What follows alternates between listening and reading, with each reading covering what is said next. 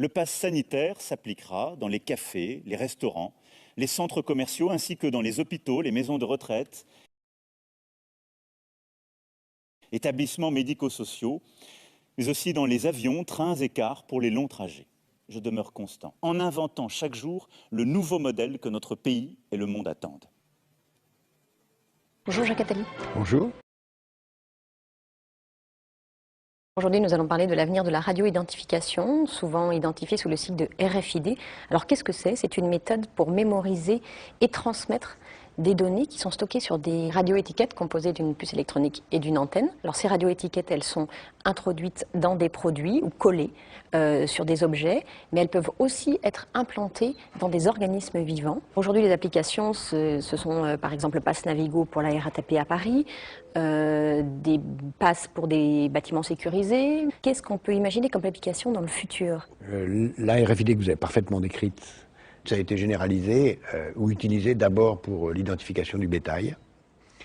C'est évident que l'essentiel des utilisations de cette technologie, au départ, porte sur la traçabilité, soit des objets, soit des personnes.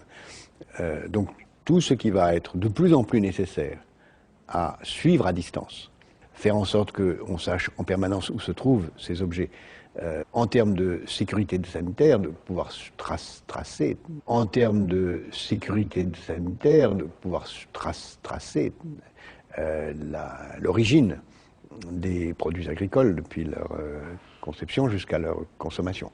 Sur les personnes aussi, on peut imaginer une traçabilité encore plus grande. Parce que sur les objets, on connaît, mais sur les organismes vivants, que ce soit les animaux ou les êtres humains, qui pourront avoir une puce électronique implantée dans le corps. Mais avant de parler de l'implantation des organismes vivants, il faut regarder tout ce qui va se passer aussi sur les moyens de paiement et sur la surveillance même dans la vie quotidienne de nos enfants ou de nos petits-enfants. La surveillance même dans la vie quotidienne.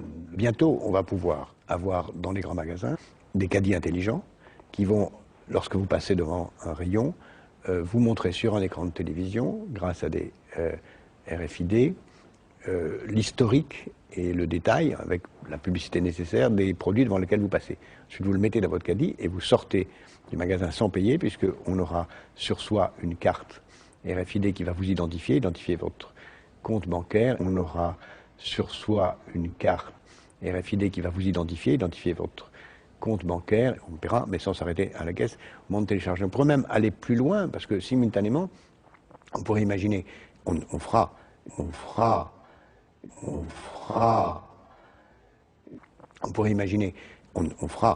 que votre frigidaire lui-même sera en permanence tenu à jour, qu'on sait ce qu'il y a dedans, et vous alertera sur ce qu'il faut acheter au moment où vous êtes dans le magasin, parce que ça manque, et au moment où vous aurez passé la caisse et vous serez en train de partir, il vous dira quelle sera la nouvelle composition de votre frigidaire, et si vous n'avez pas oublié le beurre ou les œufs ou autre chose. Qu'est-ce qu'on peut imaginer sur la traçabilité des individus?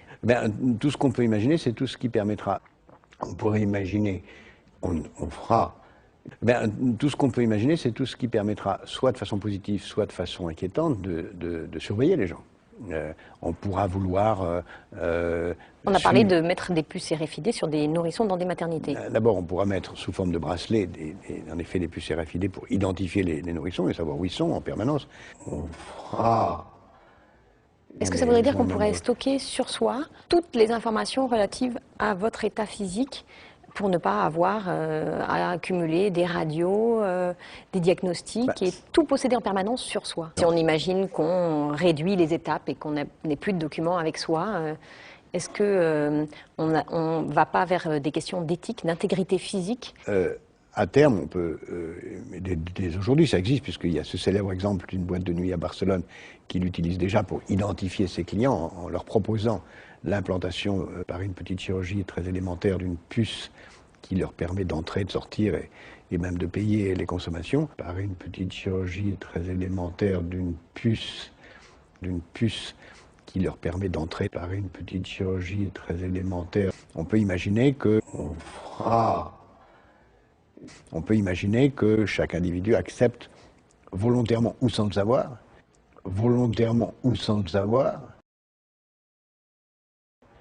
une puce en lui qui contiendrait toute une série d'informations sur lui. Et sur ses entrées dans les différents clubs de sport, écoles, bâtiments sécurisés. Qui permettrait à la fois de payer tout, de tout savoir, mais donc d'être libéré d'un certain nombre de contraintes. Pour aller plus loin sur la traçabilité, est-ce qu'on pourrait imaginer une traçabilité universelle à travers tous les pays du monde? Parce qu'on imagine que les gens vont se déplacer et que si on se fait poser une étiquette intelligente sur soi ou qu'on a des documents qui stockent des données, passant d'un pays à l'autre, on voudra avoir une traçabilité universelle. En fait, la RFID est une étape d'une évolution beaucoup plus vaste qu'on appelle Internet des objets, où les objets vont avoir aussi une adresse Internet qui vont permettre de communiquer avec d'autres et elles vont pouvoir recevoir des ordres. Par exemple, on pourra envoyer un message Internet à son frigidaire pour lui poser des questions. Elles vont pouvoir recevoir des ordres. On pourra à distance savoir si les portes de sa maison sont ouvertes, si les volets sont fermés, recevoir des ordres. Le vrai luxe de demain, ce sera d'être isolable, de pouvoir s'isoler. Et la vraie liberté, ce ne sera pas d'être relié aux autres, de pouvoir leur communiquer, qui est évidemment nécessaire, mais ce sera le droit de ne pas être branché. Par une petite chirurgie très élémentaire d'une puce, la vraie liberté, ce ne sera pas d'être relié aux autres. Est-ce qu'on pourrait imaginer un détournement de cette radio-identification vers des objectifs moins bienveillants que nous protéger ou nous surveiller de façon utile Il y en a 1000 façons de l'imaginer. Il y aura toute une série. On le voit déjà, ce qui se passe sur les animaux, par exemple, qui est très révélateur, la traçabilité des animaux. Mais on peut imaginer aussi qu'on le mette sur les personnes. Mais on peut imaginer aussi qu'on le mette sur les personnes pour tracer l'immigration volontaire. Enfin, il y a mille et une bonnes raisons. Mais ça, c'est la société qui voudra aller vers ça. Est-ce que des personnes malveillantes pourraient récupérer la technologie de la RFID 1000 sujets de romans qui viendront à terme et qui seront en effet extrêmement dangereux, mais pas la peine de donner des idées de ce genre. Vive la République et vive la France.